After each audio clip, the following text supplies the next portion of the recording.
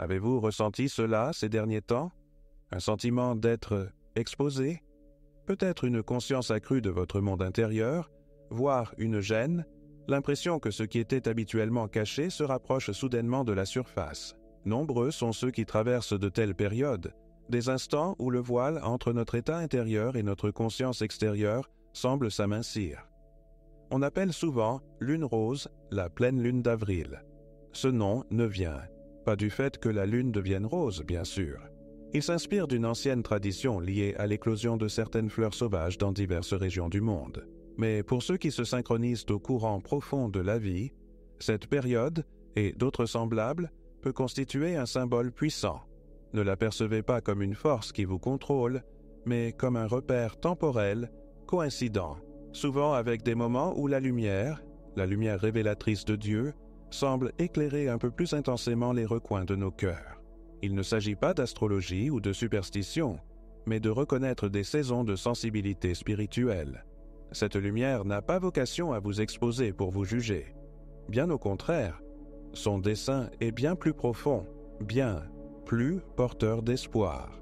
C'est une illumination qui révèle ce qui requiert attention, ce qui a besoin de guérison, ce que Dieu lui-même désire toucher et transformer en vous. Toutefois, naviguer en ces temps requiert de la sagesse, car lorsqu'on se sent ainsi exposé, aussi sensible que l'on puisse l'être, les risques de faux pas se multiplient. Le sentiment lui-même n'est pas le danger.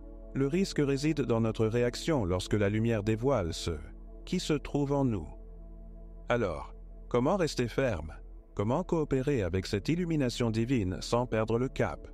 C'est la question que nous devons explorer, car votre stabilité et votre croissance en dépendent. Cela nous conduit directement à un point crucial, la pression intense que beaucoup ressentent en ces moments pour agir, changer, réagir aussitôt face à l'inconfort ou à la confusion. Quand l'anxiété monte, quand de vieilles blessures font mal, quand des doutes émergent sous cette lumière révélatrice, l'impulsion est souvent de fuir, de vouloir tout réparer, de forcer une solution. Vous pourriez être envahi par le désir irrépressible de quitter votre emploi, de partir vivre ailleurs, de mettre fin à une relation, d'abandonner un rêve de longue date, voire de remettre en question votre foi. Cette pression intérieure se fait ressentir avec urgence, exigeant une action immédiate. Mais voici l'avertissement vital. Il faut apprendre à distinguer une action guidée par le divin d'une réaction paniquée.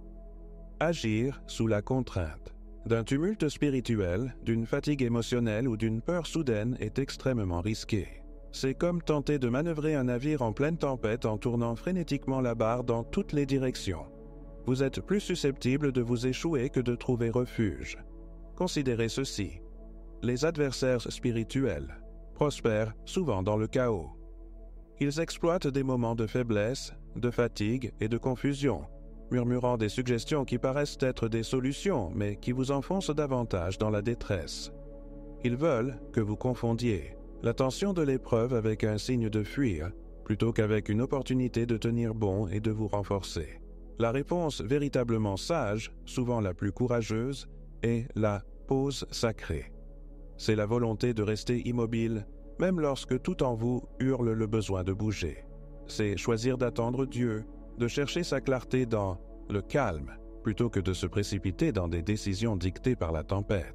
Pensez à Élie, fuyant dans la peur après une grande victoire, pour découvrir la voix de Dieu non pas dans le vent, le tremblement de terre ou le feu, mais dans un doux murmure après que le vacarme se fut apaisé. La véritable guidance naît, souvent dans l'immobilité, dans la paix, même quand cette paix se cache au cœur de la lutte. Astronomiquement, la lune rose n'est que la pleine lune d'avril, partie intégrante du rythme naturel des saisons et des cycles. Elle nous rappelle que la vie suit ses rythmes, ses phases. Spirituellement, reconnaître ces temps de sensibilité nous invite à ne pas réagir de manière impulsive, mais à nous connecter plus profondément à la source inaltérable de sagesse, à nous aligner sur son timing, qui est toujours parfait. Ainsi, avant d'entreprendre un geste radical, avant de prononcer des mots irréversibles, avant d'abandonner le chemin, demandez-vous, cette impulsion naît-elle de la peur et de la confusion, ou d'une paix ancrée et d'une direction claire émanant de Dieu? Apprendre à attendre cette clarté, même lorsqu'elle est inconfortable, est une pierre angulaire de la maturité et de la stabilité spirituelle. Il ne s'agit pas d'inaction, mais d'attendre la bonne action, guidée par la sagesse et non par l'inquiétude. Maintenant, je vous invite à déclarer votre confiance, ici et maintenant. Que cela soit un acte de foi. Dans les commentaires ci-dessous, écrivez cette phrase simple mais puissante. Même dans le silence, je fais confiance à Dieu. Que votre voix se joigne à celle d'autres qui, aujourd'hui, choisissent la foi plutôt que la peur. Quel soit le témoignage de votre décision de rester ferme. Partant de cette compréhension que l'exposition conduit à la guérison, il faut aborder un danger connexe en ces périodes sensibles. Cela nous amène au deuxième principe. Vous devez, en toute conscience, protéger vos portes pendant les saisons de transition et de sensibilité accrue. Lorsque vous vous sentez spirituellement à nu ou émotionnellement fragile, votre discernement peut être compromis. Vous devenez alors plus vulnérable aux influences, qu'elles soient positives ou négatives. Ainsi, toutes les portes grandes, ouvertes ne sont pas celles par lesquelles il convient de passer. Toutes les conversations ne sont pas bénéfiques. Aucun conseil, même s'il est bien intentionné, n'est forcément judicieux. Toutes les opportunités qui se présentent ne viennent pas de Dieu. Lorsqu'en vous, les défenses intérieures semblent faibles, il vous faut être particulièrement vigilant quant à ce que vous laissez pénétrer votre esprit et votre âme. Considérez votre cœur et votre esprit comme une cité fortifiée ou un jardin précieux. Partant de paix et de force, les portes peuvent être grandes ouvertes. Mais en période de vulnérabilité, ou lorsque vous pressentez un danger potentiel, la sagesse exige de renforcer la sécurité. Il s'agit donc de faire attention au contenu que vous consommez. Renforce-t-il votre foi et votre quiétude, ou bien suscite-t-il peur, doute et comparaison? Soyez sélectif quant aux personnes à qui vous vous confiez. Sont-elles solidement ancrées dans la sagesse et la foi, offrant encouragement et perspectives éclairées, ou tendent-elles vers la négativité, les commérages ou des conseils, basés sur la peur ou des critères mondains? Les Écritures ne cessent de nous appeler à cette vigilance.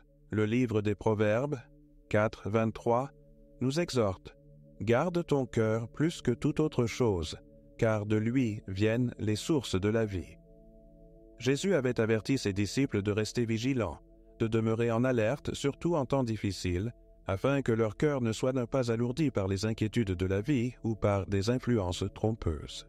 Il ne s'agit pas de construire des murs de peur, ni de s'isoler complètement. Il s'agit d'exercer un discernement avisé. Il s'agit de reconnaître que lorsqu'on est dans un état de sensibilité spirituelle, comme lorsqu'on parcourt le terrain dévoilé par la lumière symbolique de la lune rose, on est plus facilement influencé. Vous devez protéger l'œuvre de guérison que Dieu accomplit en vous. Permettre un afflux de négativité, de conseils déroutants ou de distractions inutiles peut perturber ce processus. Demandez-vous, cette interaction, cette information, cette relation me rapproche-t-elle de la paix et de la vérité de Dieu? Ou bien m'en éloigne-t-elle? Renforce-t-elle ma confiance? Ou nourrit-elle mon anxiété? Protéger votre état intérieur n'est pas un acte égoïste, c'est une gestion essentielle de la transformation que Dieu opère en vous. Protégez vos portes avec sagesse afin que la lumière guérisseuse puisse agir sans être perturbée par des intrusions nocives. Abordons maintenant une autre source fréquente de confusion en ces temps intenses qui nous conduit à notre troisième principe. Toutes les atmosphères d'intensité ou sentiments forts ne proviennent pas de Dieu. Il est essentiel d'apprendre à différencier une impulsion spirituelle authentique d'une simple turbulence émotionnelle ou d'une pression extérieure. En des périodes de sensibilité accrue, comme celle symbolisée par la lumière de la lune rose, les émotions peuvent être exacerbées. Vous pourriez ressentir des vagues d'émotions intenses, peut-être un sentiment d'urgence, d'excitation, de crainte ou une profonde sensation de pression. Il est tentant d'interpréter toute expérience intérieure forte comme un signal divin, une confirmation ou un avertissement. Cependant, l'intensité à elle seule n'est pas un indice fiable de la voix ou de la volonté de Dieu. Parfois, ce qui ressemble à une pression spirituelle n'est que le stress accumulé, une anxiété non résolue, des fluctuations hormonales, un manque de sommeil, voire l'influence d'un environnement négatif ou de circonstances difficiles.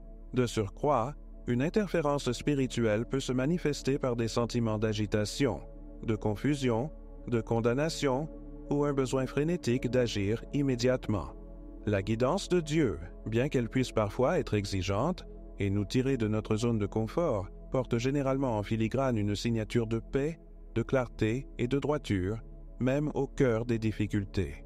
L'apôtre Paul écrivait aux Philippiens à propos de « la paix de Dieu » qui surpasse toute intelligence, une paix qui agit comme une garde sur leur cœur et leurs esprits. Cette paix divine constitue un élément fondamental du discernement. Lorsque vous envisagez une voie ou une décision, celle-ci vous conduit-elle, malgré les défis, vers cette paix profonde et stable, en harmonie avec le caractère de Dieu, ou bien engendre-t-elle principalement anxiété, confusion et conflit intérieur? Le psaume 46:10 offre une sagesse profonde. « Arrêtez et sachez que je suis Dieu. » Ce calme n'est pas uniquement physique.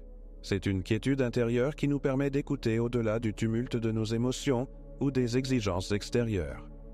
La véritable direction spirituelle n'émerge guère dans un état de panique ou de frénésie. Elle surgit souvent dans des moments de réflexion silencieuse, de recherche en prière et d'alignement avec la vérité des Écritures. Ainsi, lorsque vous vous sentez submergé par des émotions intenses ou une atmosphère oppressante, faites une pause. Ne présumez pas automatiquement qu'il s'agit d'un message divin. Mettez-le à l'épreuve. S'harmonise-t-il avec la parole de Dieu? Produit-il le fruit de l'esprit, tel que la paix et la maîtrise de soi, ou bien les œuvres de la chair, comme l'anxiété et la discorde? Cherchez confirmation par la prière, auprès de conseils de confiance et à travers cette paix profonde et durable qui se pose en arbitre dans votre âme. Apprenez à distinguer le vacarme d'une émotion exacerbée de la voix claire et constante de votre Créateur. Ce discernement est essentiel pour traverser ces moments sensibles sans être détourné par des sentiments tumultueux. Mais que se passe-t-il lorsque, au lieu de fortes émotions, vous rencontrez leur opposé, un profond sentiment de silence? Cela nous conduit au 4e principe crucial pour naviguer en ces temps. Comprenez que le silence peut lui aussi être un instrument divin. Il arrivera que, surtout lorsque vous vous sentirez exposé et vulnérable sous cette lumière révélatrice, vos prières semblent heurter un plafond, que vous criez pour une direction ou un secours, et que la seule réponse apparente soit le silence. Cela peut constituer l'une des épreuves les plus difficiles dans la vie de foi. Il est aisé d'interpréter ce silence comme un abandon, une désapprobation, ou la preuve que Dieu ne se soucie pas de nous, qu'il n'écoute pas. Pourtant, à travers les Écritures et l'histoire de la foi, nous constatons que Dieu utilise souvent ces périodes de silence apparent à des fins profondes. Son silence n'est pas forcément synonyme d'absence.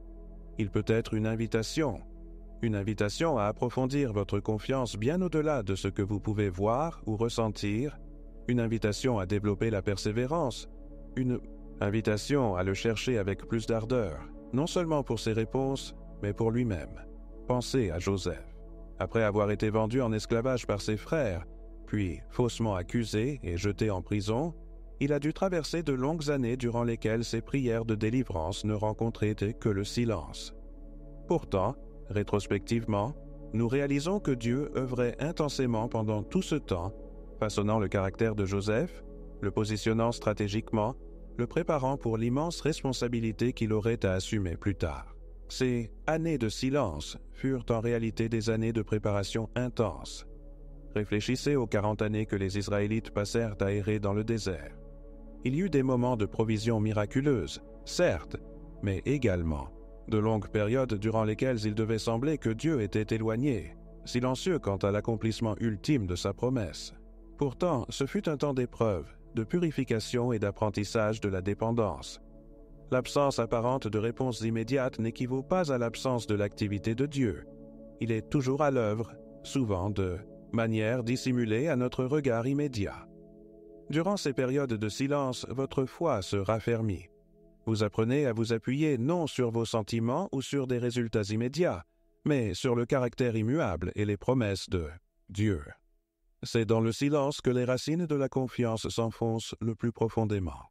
C'est l'occasion de se demander « Est-ce que je fais confiance à Dieu uniquement lorsque je ressens sa présence et vois sa main agir, Ou bien est-ce que je lui fais confiance même lorsque le paysage paraît stérile et que le ciel semble silencieux?